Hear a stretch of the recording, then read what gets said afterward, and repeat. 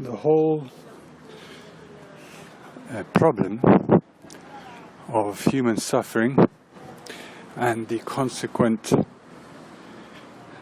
attempts to resolve human suffering in what is called the spiritual path can be reduced to the confusion between being and becoming, and where we are between those two aspects. If you look around in nature, you see everything is in a process of becoming. Whether it is the turning of the earth, time is always becoming. Newness, the passage of the seasons, your own body that is in a constant state of becoming something which it wasn't yesterday. The very instant you are in now is not the same, has become a new one that it was not just the instant that just passed. The thoughts you have, the constant change, thought is continuous becoming. So we can say that even the mountain is in a stage of becoming. Everything in reality is in a constant state of becoming. Now, how do we know that? So, what is knowing? Knowing itself is everything. What you can know is reality. And everything that you know is becoming. Being, on the other hand, is isness. Just is. It is not in a state, by its nature, of becoming. Being is eternal, outside of time, outside of becoming. Now, when being confuses itself as becoming, we have a big confusion. Most people identify themselves with what they know, either what they are told or what they perceive. I am this, I am that, she is this, she is that. All of this exists in the world of becoming. I want to become this, I want to become that. Yet, in order to come to the truth about ourselves, we have to ask, well, who is it that is observing or knows becoming? What is the nature of being? Because you are. That's true, right? Does anybody doubt that they exist? So the confusion is, straight away we suppose we are this or that.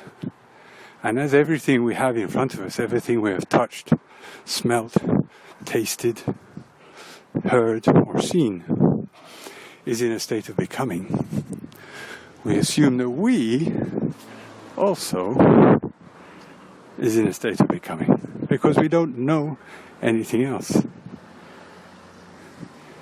Yet,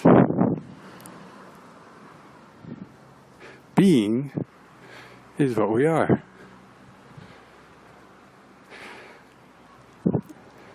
And being is a condition which allows for the possibility of knowing.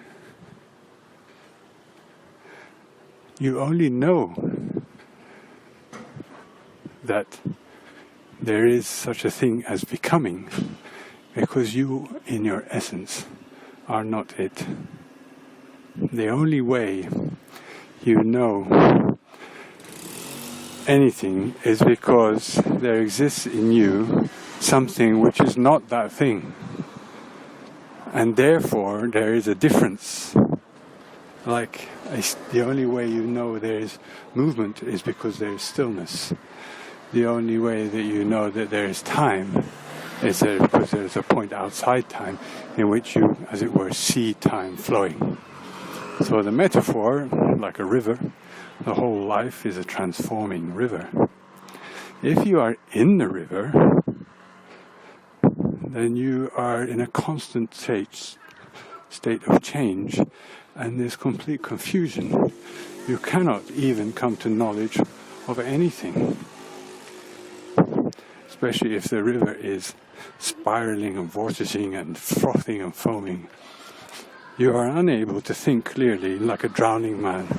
That is your state. Or, in the case that the river is very placid, and like a twig, you are moving along with all other twigs, you have no concept of the position of time and that you are in fact moving. So you do not see becoming, you just see eternalness. So the only way to see becoming is to be, as it were, on the banks of the river, observing the river. And that river throws up all the forms in life that you possibly know about. One of them is your body. And within that spiraling movement of the vortices that is more or less constant, or at least it appears constant, even though that we know our cells are constantly being replenished, there is a kind of music or something which is also a play within the play, which is your mind. And you know you have these. You know you have a body. You know you have a mind. Your confusion and suffering comes when you think you are the body and you are the mind. But if you were the body, you were the mind, you would not know it. You would not be conscious of it, because to be conscious of something, there needs to be duality. And as you are conscious of your mind, conscious of your body, you are not them. And that is the difference between being and becoming. And we see how we became confused, and how that confusion has led to a wrong perception of who we are. And that wrong perception, it creates all our suffering.